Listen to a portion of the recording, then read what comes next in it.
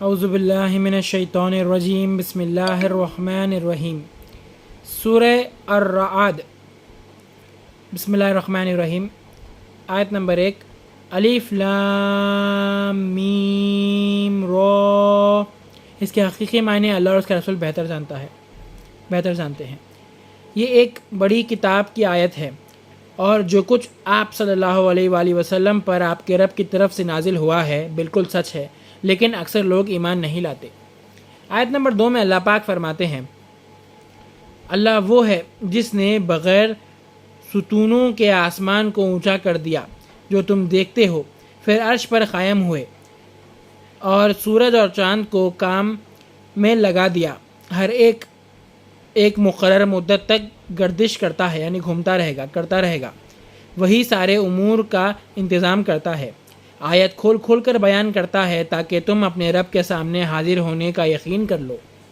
آیت نمبر 3 میں اللہ پاک فرماتے ہیں اور وہی ہے جس نے زمین کو پھیلا دیا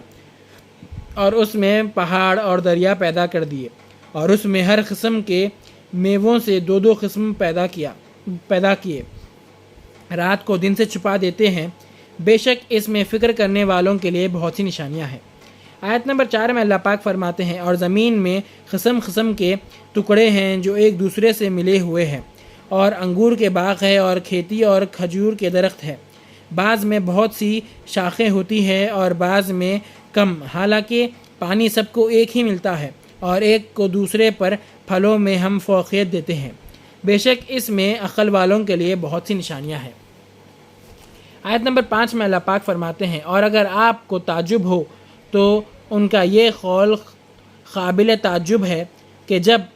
ہم مر کر مٹی ہو جائیں گے تو کیا از سر نو پیدا ہوں گے، کیا واپس سے پیدا کیے جائیں گے؟ یہ وہ لوگ ہیں جو اپنے رب کو نہیں مانتے اور انہی لوگوں کے گلوں میں طوق ڈال دیے جائیں گے اور یہی لوگ دوزخی ہیں، ہمیشہ اسی میں رہیں گے۔ کافروں کی بات ہو رہی ہے یہاں پہ۔ آیت نمبر 6 میں اللہ پاک فرماتے ہیں یہ کافر لوگ عافیت سے پہلے مصیبت کا مطالبہ کرتے ہیں، حالانکہ ان سے پہلے عذاب کے بہت سے واقعات گزر چکے ہیں، اور آپ کا رب تو لوگوں کو بخشنے والا ہے باوجود ان کے ظلم پر، اور بے شک آپ کا رب عذاب دینے میں بھی بہت سخت ہے۔ آیت نمبر 7 میں اللہ پاک فرماتے ہیں اور یہ کافر کہتے ہیں اس رسول پر اس کے رب کی طرف سے کوئی نشانی کیوں نازل نہیں ہوئی، آپ تو صرف ڈرانے والے ہیں اور ہر ایک قوم کے لیے رہنما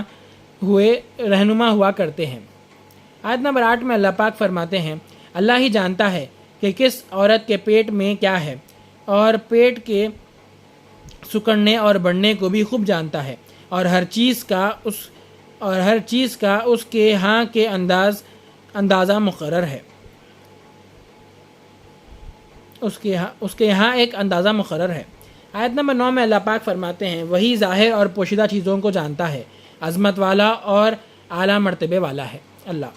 آیت نمبر 10 میں اللہ پاک فرماتے ہیں برابر ہے کہ تم میں سے جو چھپکے سے بات کرے اور جو پکار کر کہے، اور جو رات کو کہیں چھپ جائے اور جو دن میں چلے پھرے۔ آیت نمبر 11 میں اللہ پاک فرماتے ہیں ہر شخص کے لیے فرشتے ہیں جو بدلتے رہتے ہیں، کچھ اس کے آگے اور کچھ پیچھے، کہ وہ اللہ کے حکم سے اس کی حفاظت کرتے ہیں۔ واقع اللہ کسی قوم کی حالت کو نہیں بدلتا جب تک وہ خود اپنی حالت کو نہ بدلے، اور جب اللہ کسی قوم پر مصیبت ڈالنا چاہے تو اس کے ہٹنے کی کوئی صورت نہیں، اور اللہ کے سوا کوئی ان کا مددگار نہیں رہتا۔ آیت نمبر 12 میں اللہ پاک فرماتے ہیں اور وہی ان کو بجلی دکھاتا ہے جس سے ڈر بھی ہوتا ہے اور امید بھی ہے، اور وہی بادلوں کو اونچا کرتا ہے جو پانی سے بھرے ہوتے ہیں۔ آیت نمبر 13 میں اللہ پاک فرماتے ہیں اور رعد اس کی تعریف کے ساتھ اس کی پاکی بیان کرتا ہے، اور فرشتے بھی اس کے خوف سے، اور وہی بجلیاں بھیجتا ہے پھر جس پر چاہے گرا دیتا ہے، اور وہ لوگ اللہ کے بارے میں جھگڑتے ہیں جبکہ وہ بڑی قوت والا ہے۔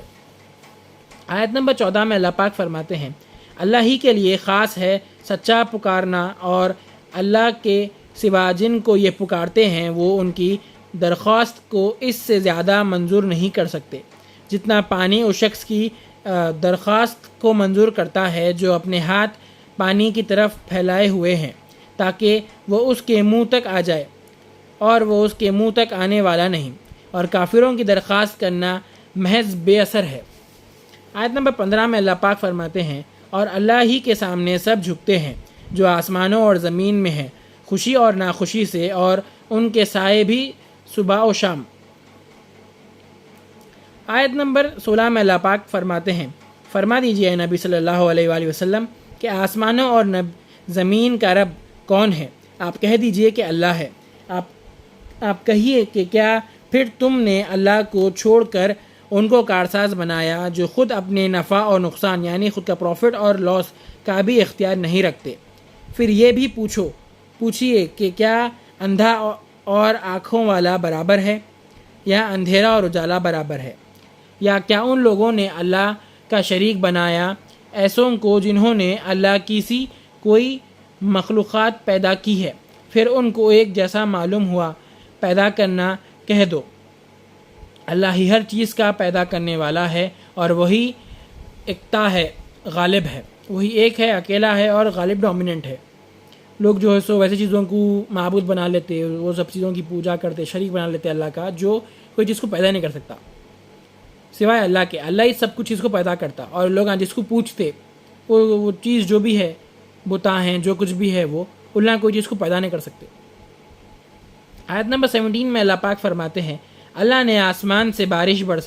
برسائی، پھر اس سے اپنے مقدار کے مطابق نالے بہہ نکلے، پھر بہا لایا وہ سیلاب جاگ پھولا ہوا، اور جن چیزوں کو آگ میں زیور یا سامان بنانے کی غرض سے تپاتے ہیں اس میں بھی ایسا ہی میل